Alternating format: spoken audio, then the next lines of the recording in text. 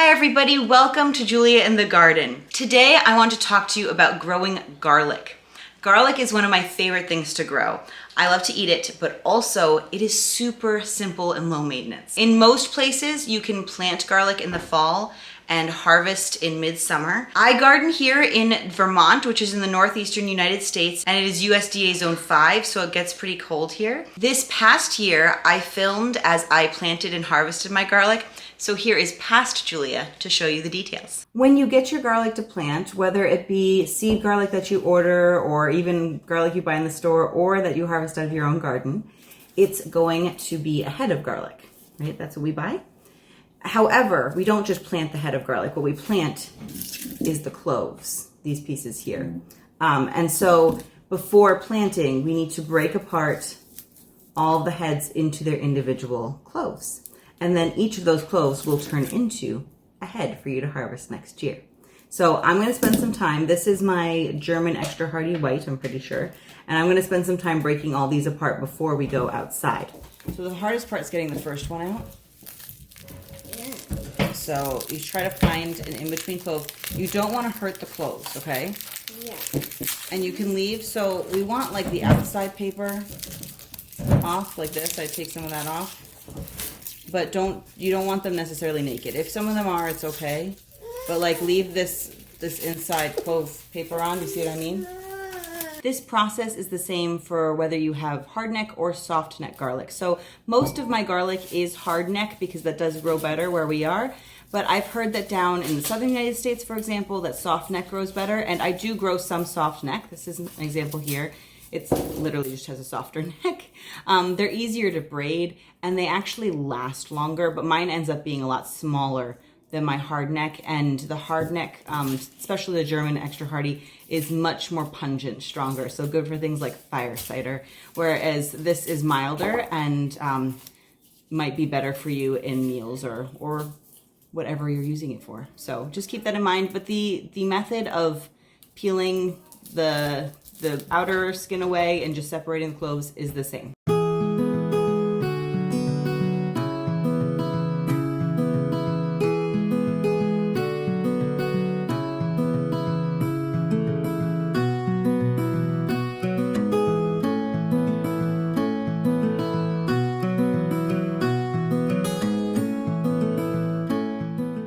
Once I am done separating the heads into cloves, I actually have bags that I'm labeling with the different varieties. So this is my new variety this year. This is music. And I'm just making a note of how many cloves I have of it.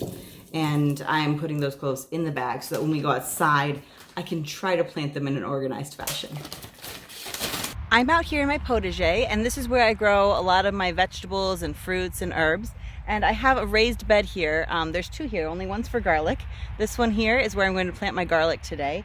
It is a beautiful November day here in Vermont. I think it's in like the 50s, maybe even close to 60 today, which is a treat. We're out here, it's a perfect garlic planting day. We ideally want to get them in the ground a little bit before the ground freezes. Honestly, I've planted these in October the first year, and I planted them in December last year when I wasn't feeling well throughout the fall, and I still got a crop. I think the earlier one was a slightly better crop, but it might have been other reasons as well. And what I've done in the past is I just add a new layer of soil with compost to my beds for them. But this year I actually bought some fertilizer specifically for garlics and shallots from Fruition Seeds, and so that has already been incorporated into this bed with some new soil as well. So I'm going to go ahead and lay out all of my garlic just to see if it fits okay. And then I will actually plant it and I will show you the whole process. I have heard anywhere between 4 inches apart to 8 inches apart as far as spacing. And I prefer to do on the closer together end of that, just because I like closer plantings of things generally to cut down on weeds. And I feel like as long as the soil is good and they're getting the nutrients they need. Really, I'm thinking about like how big they get and how much room they need. And I try to keep that in mind when planting. And so especially here, in my experience, I know some of them grow bigger than others. So those I'll actually space apart a little bit farther than the others. I'm not sure if I'm going to use this whole bed or not. Last year they were in a slightly smaller bed, but we'll just see what happens. I'm going to start at this end, work my way over, and if there's a space at the end, I'll stick some flowers there next year. It's not a problem. Okay, so this is the first type of garlic. A couple important points here. Hold on. We're gonna monitor what the toddler's doing. This is important point number 1. Okay, we're gonna push that in farther, Munchkin. Hold on, okay? Can you wait for mommy? Wait for mommy. So you can see these are pointy end up, and sometimes you can tell. Sometimes it's harder than others, but this is the root side, and so you want that pushing facing down. And generally the rule with seeds in general is to plant them as big as they are deep. So I'm just going to stick, this is about, I don't know, 1.5 inches, 2 inches. So I'm just going to try to push it that far into the ground and then cover it back up nicely, okay? And I'm going to go back over and make sure the ones the toddler is planting will be okay as well. And that's generally it. Now, again, this soil has been worked. It is really loose. It's a nice raised bed soil is what it is. It's a combination of things, including compost and a little bit of sand. So if you were doing this in clay soil, if I was doing this in my regular beds, this would not work as well. I would have to be doing some digging, I think. And I just prefer to do them in the raised beds. This is the easiest way for me.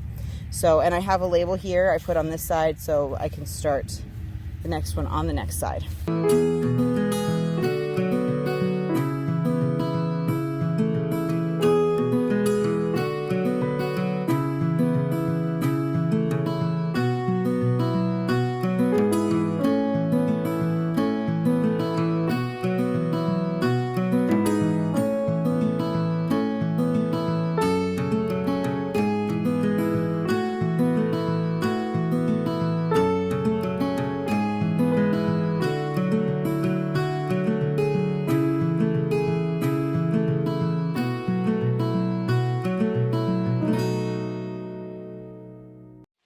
After planting, I did cover it with a straw mulch, and then I left it for the winter.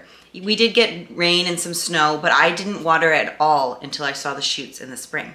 The green garlic shoots started coming up in mid-April, and I then gave the rest of the fruition fertilizer. I think they said to save about 1/3 of it, and I side dressed them, which means I just sprinkled it on the soil around the plants. I didn't dig it in or anything. I then would water during dry periods. You can give them, fish emulsion or another fertilizer if you want. Fertilizer is absolutely not necessary. The very first year I grew garlic, I used no fertilizer at any point, and it was a wonderful harvest. Hardneck garlic produces scapes, which will turn into seed heads if you let them grow. The scapes come up for me in mid-June. I like to harvest mine by cutting them off at the base, and I eat them. They are delicious. But if you let them grow, you will still get a good crop of garlic.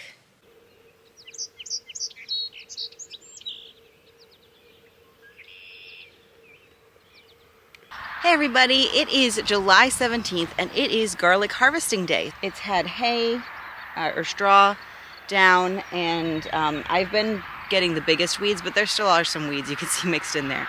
But what you can see here is the tops are all yellow and kind of drying up here, and it is that time of year where we harvest them. So this is normal. I'm not worrying about this. I do want to try to harvest them before the whole thing dries up, and I'm going to show you how I do that. You might remember me planting 4 varieties of garlic. I had 3 hardneck and a softneck. My softneck did not survive, which is really, really sad. But I'm going to harvest the hardneck, and I'll save some of these for seed, and then I'm going to order some more softneck garlic to plant this fall. Seriously, you don't want to just pull it up like this because you might break the head off the stalk, and that's not going to store as well. So what I'm going to do is I'm going to come in here and I'm going to dig.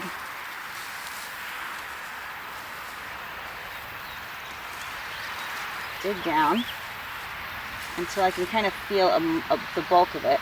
I'm gonna try to get my hand as much under it as I can, and there we go. And I'm gonna scrape some of this dirt off of it. It has been dry here for several days, hasn't rained, so that's the best time. It's best to try to get them when they're dry. And then, yeah, so let me do this, and I'm gonna try to keep them divided by type.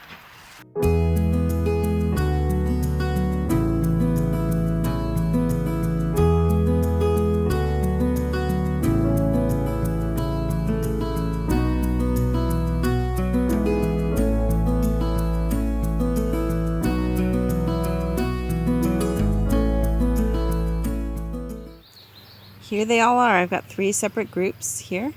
And the next step is to bring them in and set them up to cure. To cure, I used a card table, one of those folding card tables in our guest bedroom because it is a little cooler and darker down there. And I lay them out so that they got plenty of airflow until they were dry. And I was looking for the entire neck, especially of the garlic, but the whole thing to be completely dry. And that took a couple weeks.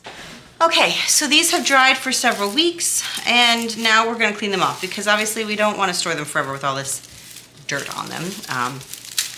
You know, not attractive or anything. So I normally do this over the tub, but for the sake of showing you, I'm gonna do it over the table. I do have a like a tub below me, one of my garden ones, to put this stuff in. That will then go in the compost. But yeah, I like to clean it off like this. Yes, the baby is just hanging out with me, doing baby things. I guess more like toddler things because he's 1.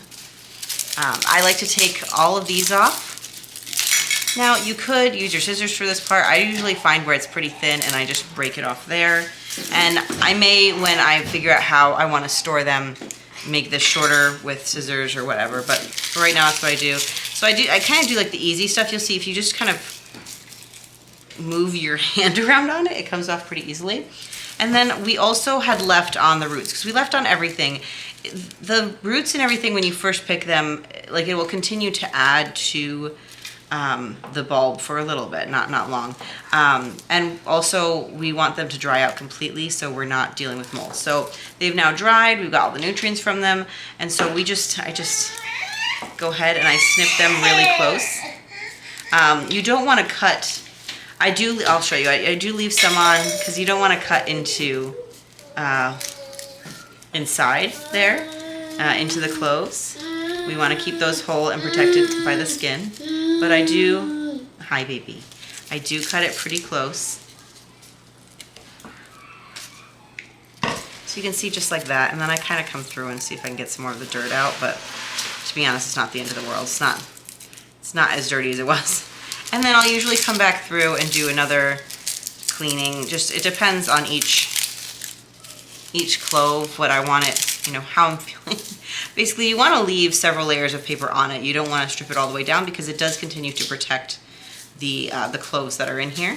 But yeah, I want to get any of this stuff out. Just, I mean, I'm trying to make it look clean and nice so that it'll store well and look nice because, you know, if you can, why not make it aesthetically pleasing? So there we go. I'm going to keep going on those.